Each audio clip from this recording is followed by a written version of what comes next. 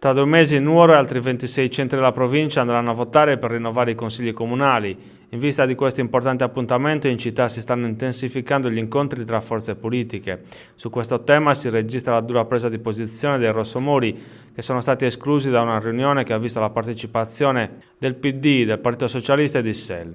In una nota Davide Muledda, segretario provinciale dei rossomori a nome del partito, esprime il dissenso per un metodo di convocazione utilizzato, assolutamente inadeguato e comunque escludente molte delle forze che compongono il centro-sinistra locale e regionale.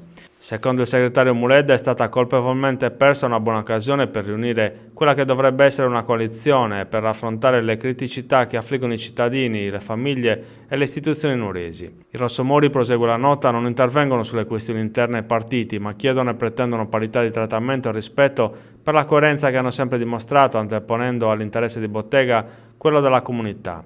Questo, continua la nota, con buona pace del segretario uscente del PD Peppino Pirisi e di tutti quanti pensano di disporre a piacimento delle altre forze politiche che si dichiarano di sinistra, spesso indicate come minori. I rossomori di Nuoro chiedono che al più presto venga convocato e reso operativo un vero tavolo di centrosinistra, partecipato da tutti coloro che hanno delega piena a discutere e decidere dei passi da compiere per giungere preparati alle elezioni. E ciò si faccia, continua la nota, per Nuoro e per gli altri comuni interessati, partendo dalle regole, dal progetto e dalla visione che una coalizione deve condividere per governare e proporre soluzioni al crescente disagio, individuando conseguentemente, conclude la nota, il profilo di sindaco più adeguato al fine.